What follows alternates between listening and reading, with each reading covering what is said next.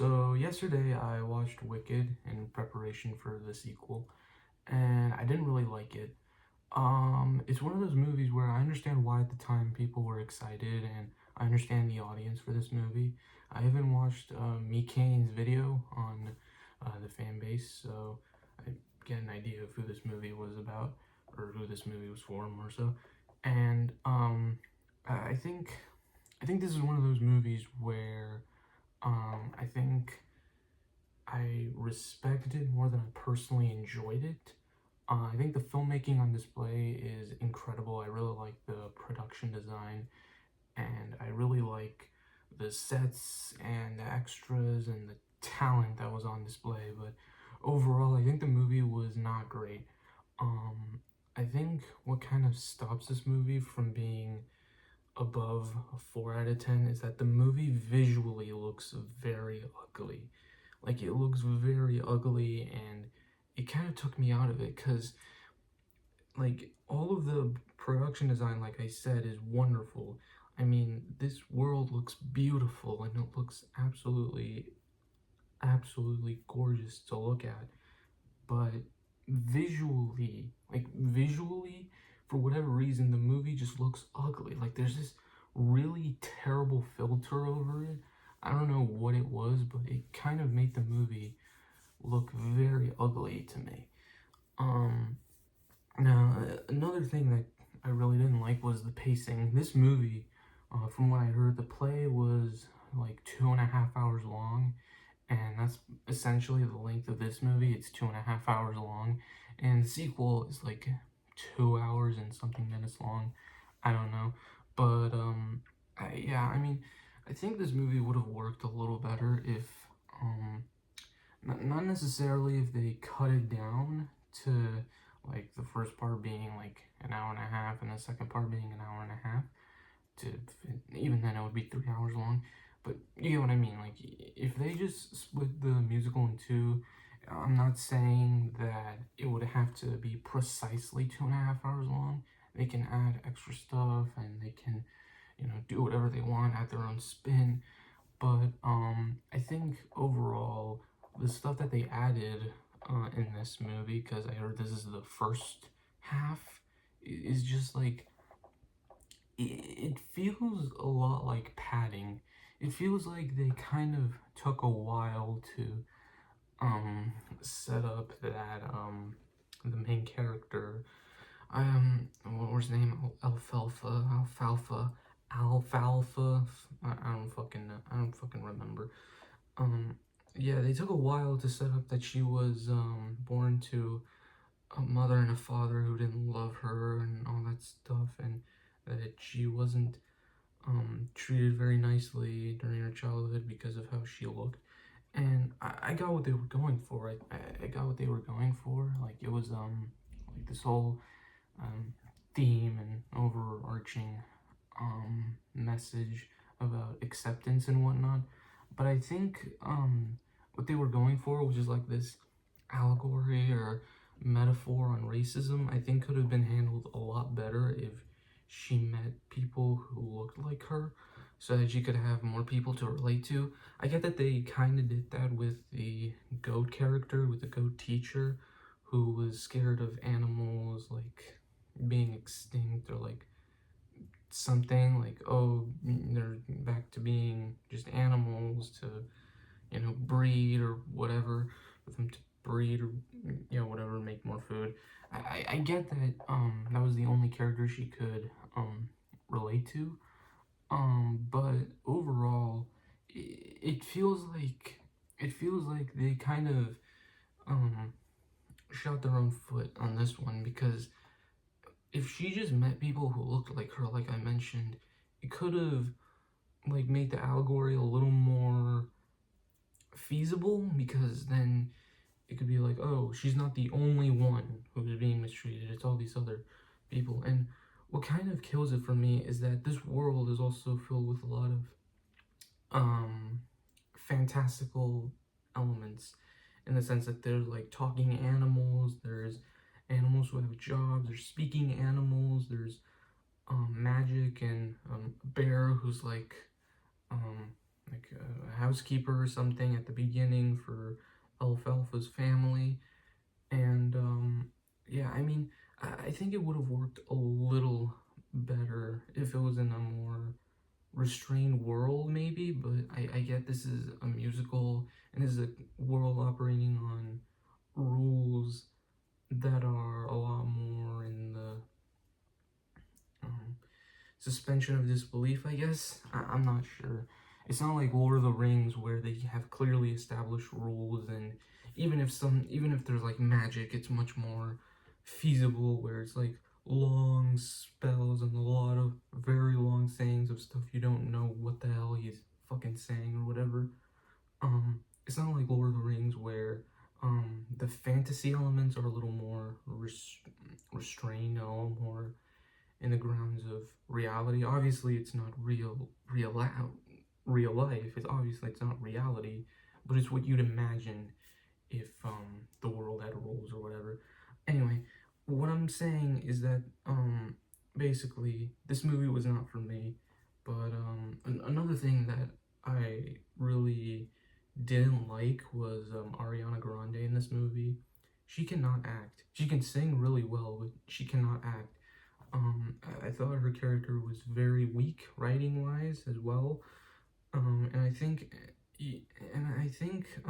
not that this is like the easiest role in the world because on paper she's very one note and very flat character wise, or at least that's how I felt. So I think you need a really good actor to make this, or actress more like. I think you need a really good actress to make this character a little more, add a little bit more layers and add a little more to them because as of now, I felt like Ariana Grande's character was very flat, you know?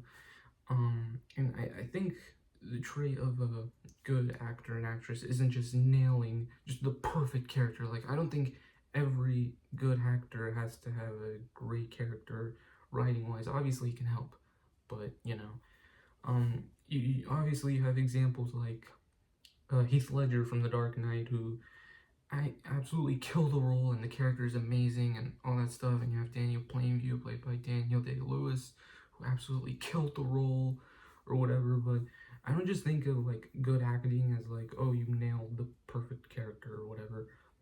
I also think of acting like Jake Gyllenhaal in Brothers. I didn't really care for that movie, but Jake Gyllenhaal was really good in that movie because he added layers to a character who, otherwise, script wise, he's not that interesting. But Jake Gyllenhaal adds a lot to his character or whatever.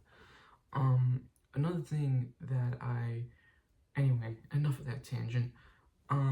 Something else that I found a little distracting was the fact that this movie, I know it's a first part, so I shouldn't expect a conclusion, but I feel like it was left with no conclusion at all.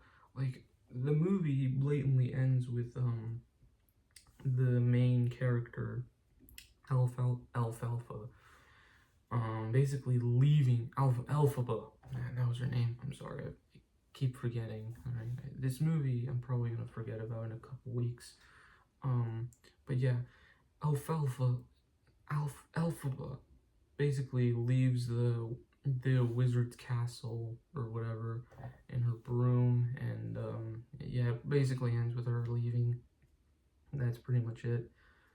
I think this movie could have had a bit more of a like conclusion kind of thing. I know it's not the conclusion of this story, but the conclusion of this movie more so like Fellowship of the Ring. You can watch it as a conclusion, but you can also watch the ending as you know, to be continued kind of thing. Whereas in the end of this movie, it blatantly says to be continued. I think the conclusion could have been a lot more standalone. Like, oh, you can watch this movie standalone without having seen the second part. You know, not like, you know, it's not like you know, Infinity War or whatever. It's more like Dune Dune. You know, obviously they're not gonna put Dune Part 1 in the title because it wouldn't do well marketing wise, but you get what I mean. Like, it's very obviously a part one to a part two. Anyway, yeah, something else that I really liked about this movie though is the acting from the main character. I didn't like Ariana Grande's character, but I liked the acting from the main actress. She was really good in this movie. I also really didn't understand why she was born with green skin. I don't know if they explained this in the book or in the musical or whatever. I didn't understand why she had green skin. Maybe that's going to be explained in the sequel. But yeah, I mean, they didn't really like answer that question at all. Not that I really cared that much, but it just didn't really make sense biology wise. Once again, I know we're in a world with fantasy rules and all this other stuff, but I just would like an explanation. That's all.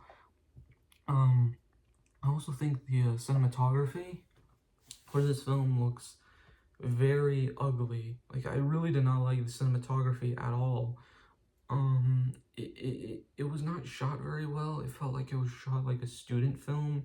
It didn't have interesting shots. It didn't look like there was a vision. There were oneers obviously, but there were only oneers in like the musical segments and when they're singing a song and breaking out into a song and all that stuff. But overall, I felt like the movie was shot very standard and very boring wise. The filmmaking is so boring. It's just like every other generic director for hire kind of thing, like James Mangold or like I don't know. These directors are so forgettable, like James Mangold or Bryan Singer or like Brett Ratner or Rennie Harlan or some director who's just there for hire. Yeah, it felt like it was shot like any one of those guys. You could honestly tell me that this is a first time director, and I wouldn't be surprised. Obviously, like this movie has too much style, so I get that, but it's not from the directing. The style does not come from the directing. It just comes from everything else surrounding the movie. You know, the costumes, the sets, the acting, the one-note characters. I know, you know, musicals don't necessarily always have like the most fleshed out characters and the most interesting characters. I know they tend to be very one note, or at least that's the impression that I get. But it just felt very. They just feel very one note. They don't feel interesting. Like Ariana Grande's friends. I already forgot her name. Freaking Galinda, whatever the hell her name is. Her name was. Her friends were like very. They felt like theater kids, and it's just like the most theater kid humor possible. I hated the humor in this movie. It was so theater kid level. It was just so unfunny and obnoxious. It felt like a movie for obnoxious people. Obviously, if you like this movie, I'm not saying that you're obnoxious, you know, because I don't know, maybe you're not obnoxious, but you know, I'm just saying this felt like a movie with people who have the most obnoxious sense of humor, is what I'm saying.